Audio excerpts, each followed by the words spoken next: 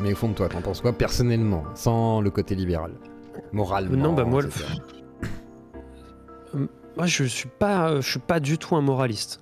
Vraiment, c'est vraiment pas du tout ma considération et ma vision des choses. Moi, les dramas, je m'en fous. Enfin, souvent les gens dont on parle, je sais pas moi, les Chisel, Calivision, ces gens-là, je les connais pas, je ne les regarde pas, je m'en fous de, je sais même pas qui c'est. Donc c'est peut-être que c'est pas ma sphère aussi, c'est pour ça que ça me parle Je moins. pense aussi. Après, je pense comme tout le monde, hein, comme disait Diodo, tu sais, tu vois un bel accident de la route, bon bah tu ralentis quoi, tu regardes un peu sur le côté quand même. Pour voir Donc, l'étendue des dégâts. Ouais, malheureusement. voilà, ouais. mais en soi, alors bon, les dramas, donc je t'ai dit, c'est pas trop ma cam. Hein. Je trouve que ça n'élève pas vraiment le débat. Ensuite, la zététique, bah, en soi, je trouve ça bien. Après, en effet, il y a des dérives. Là, je dis vraiment des banalités. Bon, voilà, comme dans tout truc. Des fois, ça part d'une bonne idée, et puis après, il y a des dérives. Après, tous les trucs, Asserment d'Axe et tout, les histoires avec Idriss. Ah oui. Là, je vais te dire un truc. Moi qui bosse pour Idriss, comment dire ça J'ai déjà sans entendu ce que tu veux dire sans le dire comme ça. perdre de ouais. l'argent. Alors, Non. sinon on peut prendre d'autres exemples. non, mais je trouve que celui-là est intéressant. Parce que j'ai quand même quelque chose à dire là-dessus. C'est que, je vais le dire de manière un peu bourrine, mais je pense que vous allez comprendre ce que je veux dire. Quelqu'un qui dit des choses comme Idriss Aberkane, que ce soit sur... je sais pas, même s'il a des défauts, je suis pas d'accord avec lui sur tout, vraiment pas. Mais je trouve que son discours, il reste quand même assez... pas altermondialiste, mais il a une vision à la fois positive et quand même à remettre en question le nouvel ordre mondial. Enfin, je veux pas tomber dans la théorie du complot, mais tu vois ce que je veux dire, le globalisme, Oui, c'est plus ça. tout ça. Globalisation. Il se bat un peu, mine de rien pour la France. Il a interviewé des gens comme, je sais pas moi, Asselineau, ou des gens très divers. Alors après, on peut lui reprocher certains trucs, tu vois. Mais dans le fond, un mec qui parle de tous ces sujets, qui les traite comme lui les traite, avec une culture générale qui est quand même un bagage assez costaud, même si des fois c'est un peu des trucs à tiroir où tu sais il passe un peu du coq à l'âne et tout. Pas le cinéma où c'était. Mais le fait est que il donne quand même des armes à des gens pour pas pour briller en société, mais pour essayer de comprendre le monde. Alors après, faut pas tomber dans le fanatisme, mais je préfère un mec comme Idriss Aberkane, qu'il ait des diplômes ou pas en fait. C'est ça qu'en fait Asserment d'Axe et tous ces gens-là comprennent pas. C'est que il l'attaque sur un truc, mais on s'en branle en fait. Personnellement, j'en ai rien à carrer qu'il ait 2 ou 3 doctorats ou masters ou diplômes qu'il a eu dans une pochette surprise. Je m'en branle. Et eux, ils ne font qu'attaquer là-dessus. Mais je trouve que du coup, ils desservent leur propre discours et je les vois comme des agents du pouvoir qui essaient de faire taire un mec qui dit des trucs anti-système. Alors que, à la base, ils sont censés être là pour la science, machin. Bah, ils lui donnent de la légitimité, tu vois. Puisqu'ils essayent de le censurer, mais ils l'attaquent sur le seul fait qu'il ait 2 ou 3 diplômes et qu'il aurait menti ou quoi. Mais que ce soit vrai ou pas, sincèrement, j'en ai rien à foutre. C'est ça que je comprends pas. Oui, moi j'en ai déjà parlé, j'avoue. Mais je comprends ce que tu veux dire dans le sens où malheureusement la zététique s'est contentée de ça. Elle aurait pu attaquer sur 1000 et une choses, je pense, à débunker, mais elle est restée sur la surface. Mais comme psychodélique, tu vois, ils se sont mis à attaquer psychodélique, mais vraiment pour des broutilles en fait, alors que. Enfin, pas des broutilles, l'histoire de la pédophilie par rapport à la zététique, la banalisation de la pédophilie, mais c'est vrai que derrière.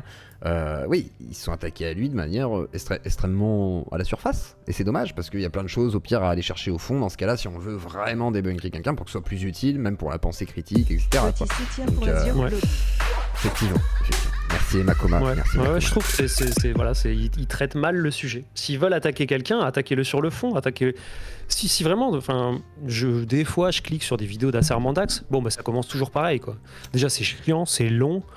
Et en plus, on dirait que c'est Stéphane Edouard qui disait ça. Il disait les haters sont des amoureux qui s'ignorent en fait. Mais franchement, à un moment, le mec il a fait 40 vidéos sur Idriss Aberkane où il répète à chaque fois la même chose. Oui, bon, ben c'est bon, on a compris qu'en fait son diplôme il l'avait pas eu à telle université mais dans une autre. Et oui, mais je m'en fous en fait. Tu vois, ça ne change pas le discours de fond d'Idriss Aberkane sur sur la vision du monde qu'il a, sur les sujets qu'il traite, comment il les traite, tu vois. Je trouve qu'il le prend... Alors, il y a des choses qui sont critiquables et il pourrait en plus, pas le démonter, mais avoir un vrai sujet de fond. Et il s'arrête à des trucs qui vraiment pour moi sont totalement inintéressants. Il devrait Je ne débattre botte pas du ensemble. tout en touche sur la question des diplômes. Hein. C'est vraiment que fondamentalement je m'en carre en fait. Ah, même Et que ça se trouve il les a pas ces diplômes. Même Oh là. Divisio avait dit lui-même, genre, je sais pas s'il a des diplômes, et au pire, j'ai même envie de dire qu'il en a plus que ce qu'il prétend.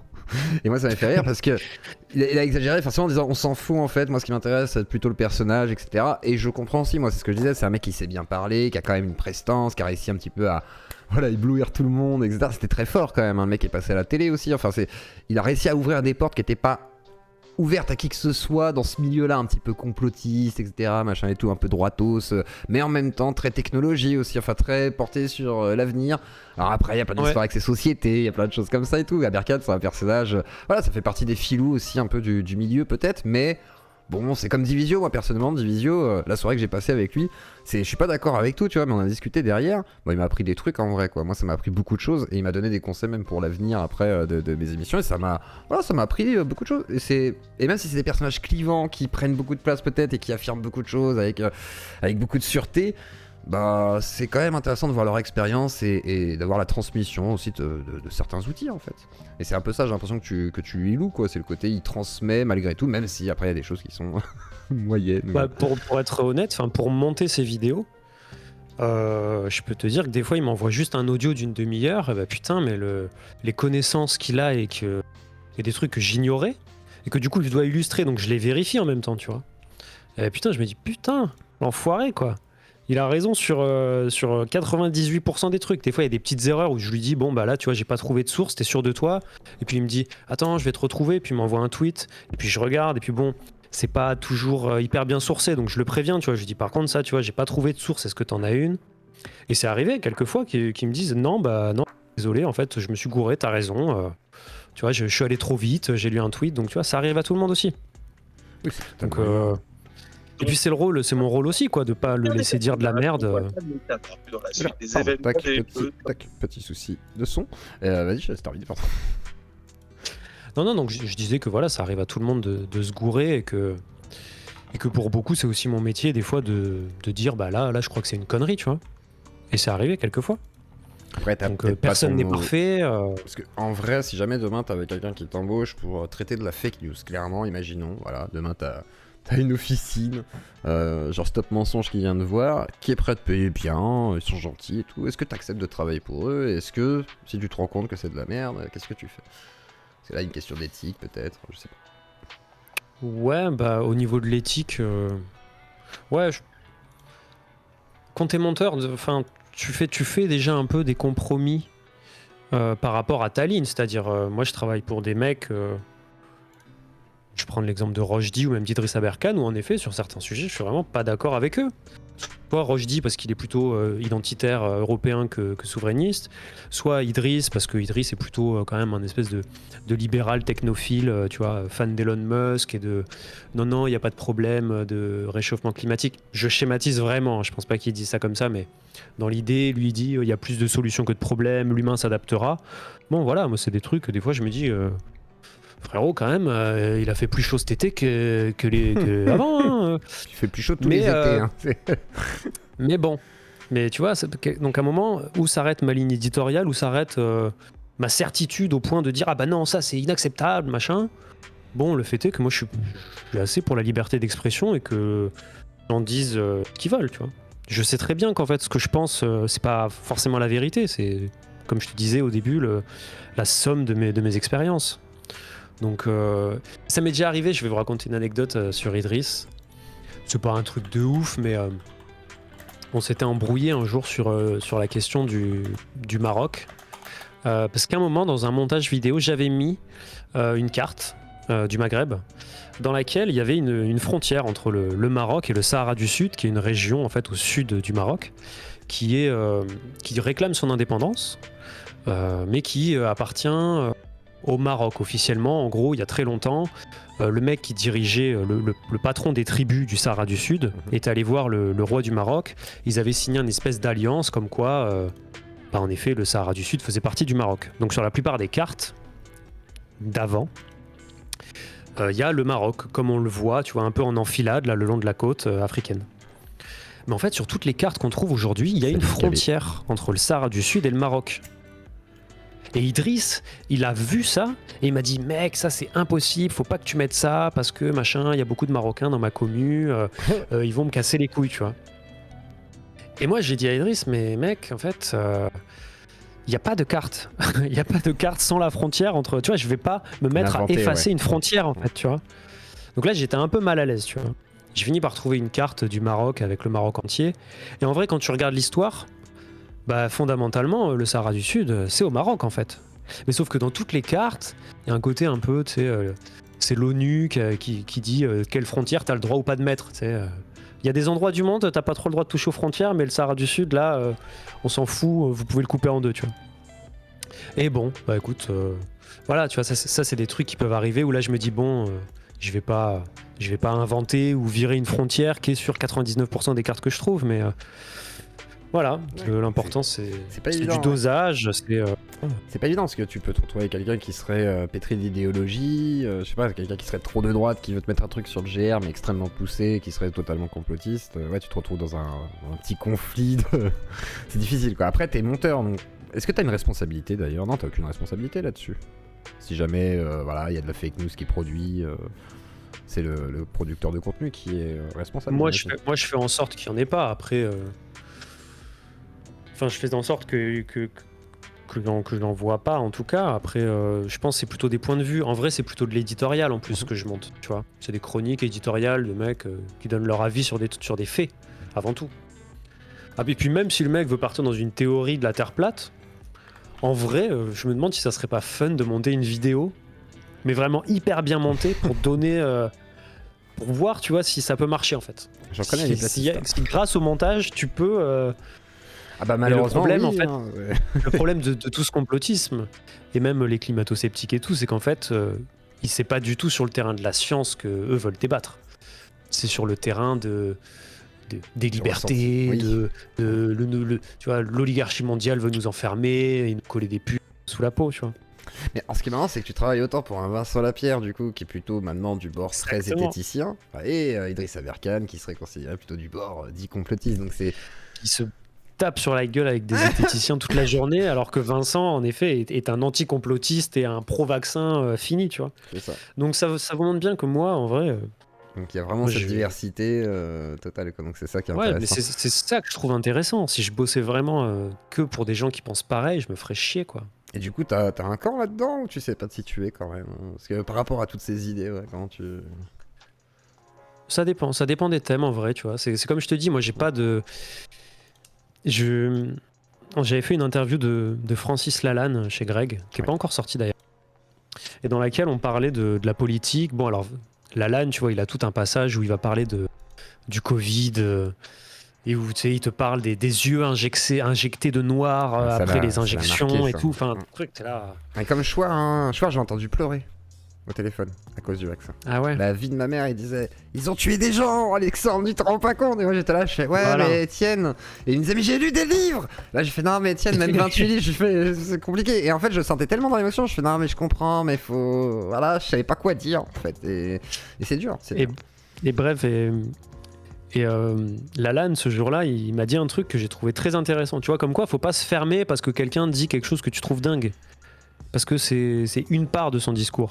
Mais derrière, il a dit un truc très vrai. Il a dit quelque chose qui a beaucoup résonné. Il m'a dit, en fait, je pense que les partis politiques s'opposent à la patrie. C'est-à-dire qu'à une lettre près, en fait, soit tu défends le parti politique, soit tu défends ton pays en fait, mais tu peux pas faire les deux. Et lui, donc après, il te fait une thèse sur pourquoi il faut interdire les partis politiques. C'est une take, mais je la trouve hyper intéressante en vrai. Parce que quand tu es dans un parti, tu es encarté à la NUPES, au RN, même chez En Marche, où tu veux. Pour les mais en fait, t'es libre de rien. T'es libre de rien. T'es un mouton parmi les autres et tu fais ce qu'on te dit. Et si à un moment tu remets en cause quoi que ce soit, on va te dire la porte c'est là et tu dégages. Mais ces gens-là ne sont pas pour le bien de la France. Ils sont pour le bien de leur parti, pas de la patrie. Donc ça, j'ai trouvé ça très intéressant. Je sais plus pourquoi je te raconte ça. Ça faisait un parallèle avec mes idées par rapport voilà, comment tu te situes par rapport à tout ça. Moi, je suis pas vacciné, tu vois. Ouais. Je suis pas vacciné. J'ai passé les 2 ans sans me faire vacciner parce que j'estime que je suis en bonne santé, que j'avais pas de risque, que j'avais pas envie de me faire injecter un truc qui a été testé pendant 1 an ou 2. Je ne voyais pas l'intérêt et puis vraiment mais je tombais pas non plus dans le complotisme de, tu vois, Schwab, les insectes, la nouvelle ordre mondiale. C'est trop facile ça. Mais le fait est que je suis pas vacciné. Je trouve que c'était une connerie. Mais donc voilà, donc il y a des sujets où Vincent Lapierre me dirait mais t'es complètement con. Et il y a d'autres sujets où Idriss me dirait mais t'es complètement con. Donc non, moi j'ai ma vision des choses et c'est pas grave, tu vois. Mais j'aime bien apprendre. En fait, je suis un boulimique de l'information et donc je suis très content de travailler avec tous ces gens-là qui m'apportent en vrai énormément. Ça touche sur des sphères que t'aurais peut-être pas explorées avant, quoi, dans l'idée. Ouais, exactement. Des sujets, des visions du monde, des visions. C'est ça. Franchement, faire les émissions PCAT, là, pas content avec ta Bibi, avec Greg, on a reçu des gens géniaux, tu vois.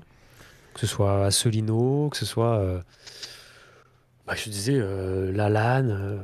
Bref, je prends pas des très bons exemples, mais on a reçu des gens vraiment sur plein de sujets qui étaient vraiment très intéressants et qui n'étaient pas. Il y a des francs-maçons, les gars de la DGSI, il y a eu plein de choses. Reptiliens. Non, c'est bien les francs-maçons, moi je kiffe. Après, c'est un sujet qui me touche. Il n'y a pas eu de franc-maçon. Greg a été franc-maçon. Ah non, il a reçu le gars de la DGSI qui était franc-maçon. Pardon. Oui, exact. J'ai mélangé les deux et j'ai dit franc-maçon et DGSI, mais effectivement, il était les deux à la fois. Ce qui est encore Alain Juillet, voilà, qui est très sympa d'ailleurs. Très cool. Sur les extraterrestres aussi, qui dit des trucs très intéressants. C'est très intéressant. Mais ça, j'aimerais bien aussi faire du Patrick Bourré ou un truc comme ça, ce serait cool. Et tiens, petite question. Pourquoi l'émission avec Briens s'est arrêtée? Donc il y avait Pénaud à l'époque, pour rappel. Il y avait qui? C'était Pénaud, il était juste invité. Ouais. En gros, donc il y a 1 an et demi. Alors attends, comment ça a commencé cette histoire? Ça remonte à loin. Au début de la chaîne Pourquoi ça craint, je suis invité par une petite chaîne qui s'appelait Le Rocher. Le Rocher, c'était une chaîne qui avait invité Simon, Barbare Civilisé, pour des interviews. Une chaîne plutôt de droite. Moi, je réponds tu vois, on m'invite pour une interview. C'était ma première interview. Je dis ouais, vas-y, j'y vais. Et donc là, je rencontre Léonard K, qui était l'animateur du Rocher. Et qui bosse maintenant à l'Institut des Libertés avec Charles Gave. Donc un libéral un peu identitaire. Voilà, c'est quand même des gens de droite qui tournent autour de la sphère Zemmour.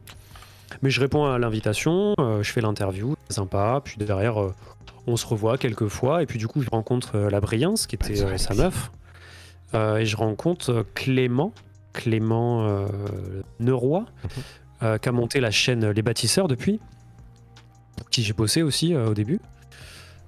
Et ensemble, on décide de faire une espèce d'émission, tu vois, qui s'appellerait La Table Ronde, que donc j'ai réalisé pendant, je sais pas, ça a duré 4-5 mois. Et donc on a fait des émissions où on invitait des gens. Alors la première, je crois que c'était Pénaud et Alice Cordier. Voilà. Mais en fait, le problème et pourquoi cette émission qui était plutôt sympa, moi j'aimerais refaire des trucs comme ça, mais il y avait un problème de fond qui était le déséquilibre entre la droite et la gauche. C'est-à-dire que j'étais le seul à ne pas être un turbo-zémouriste tendance identitaire, tu vois. Tendance libérale. Pénaud, enfin, il n'était pas dans l'ambiance des turbo-zémouristes identitaires, quoi. Tu vois ce que je veux dire? Enfin, vous étiez plutôt dans la même ambiance, toi et Pénaud, justement. Il y avait ce côté décalage. Vous faisiez des vannes, quoi. J'adore Pénaud. Cette émission est trop drôle, parce qu'on dirait que... on va dire qu'il y a la bourgeoisie face à 2 gars de la street en fait qui discutent et tout, c'est trop marrant quoi. Est-ce qu'il les rejoindrait serait soi-disant Zemmour ou voilà, on sait pas trop, c'est assez rigolo. Ce côté droite un peu libéral, anti-gauche. En gros, moi ce qui peut m'énerver chez les gens de droite, c'est ce côté l'ennemi en fait, c'est pas Macron pour eux. L'ennemi c'est les gauchistes et les woke, tu vois. Et je suis désolé mais en fait, il y a beaucoup de gens à gauche chez les woke et tout qui sont quand même plus perdu qu'autre chose et qu'aurait besoin de pas grand chose pour devenir des espèces de souverainistes solides et de comprendre tu vois quels sont les vrais problèmes quoi. Le problème c'est pas l'homme blanc, tu vois, le problème c'est l'oligarchie mondiale financiarisée qui nous baise quoi, pour moi hein. Mais très bien. Mais voilà, et donc ça s'est arrêté parce que j'en avais marre en fait de lutter un petit peu, que ce soit dans le choix des thèmes, dans le choix des invités, alors que c'était moi qui réalisais, c'est moi qui ai fait le logo, c'est moi qui faisais toutes les déclinaisons, je faisais tout en fait dans cette émission. Mais d'un côté, j'aimais bien, moi, ce côté, avoir un espace où on pouvait discuter, inviter des gens.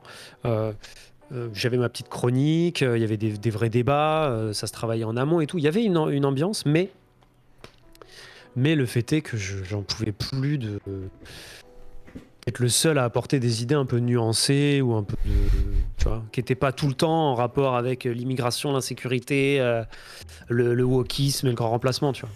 C'est ça, oui. Et donc Avec c'est les- pour ça qu'à un moment j'ai décidé d'arrêter cette émission et depuis elles sont plus en ligne. Je suis assez déçu qu'ils les aient enlevées. Ils ont pas assumé, quoi.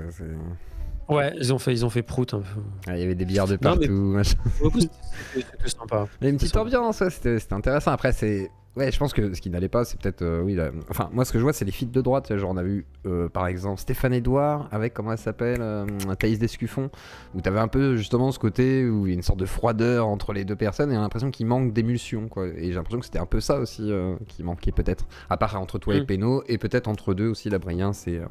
Je sais plus comment il s'appelait, le jeune homme. Ouais, enfin, il y a eu plusieurs choses qui ont fait que ça a capoté, mais dans l'idée, moi, j'aimerais refaire un truc comme ça.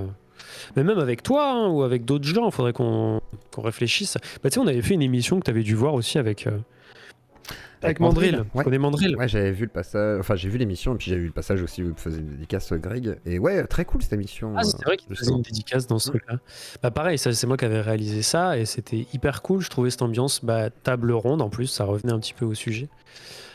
Où on parlait de tout et rien, il n'y avait pas grand-chose qui était préparé, mais moi j'aime ça, j'aimerais en refaire et donc je booste Mandrill et Greg pour qu'on s'y remette ou avec d'autres gens, mais voilà, moi j'aime cette ambiance-là un peu, tu sais, presque comme ce que peut faire Dany Eraz à gauche, hein. Ouais, Ce côté soirée, hangar, entre potes. hangar, fauteuil, voilà, la c'est cool. ça, entre potes quoi, c'est vraiment ça en fait. Ouais, c'est un peu avec le des Bronx micros quand même, et, ça. moi j'aimerais bien réorganiser ce genre de truc. Ah, moi je serais chaud, hein. En vrai, moi je serais très chaud. Après, le seul truc c'est que je suis pas de Paris, mais quand je peux monter, ce serait avec grand plaisir. Mais alors, tiens, petit côté un peu putassier et putaclic, c'est toi qui as enfariné Mélenchon.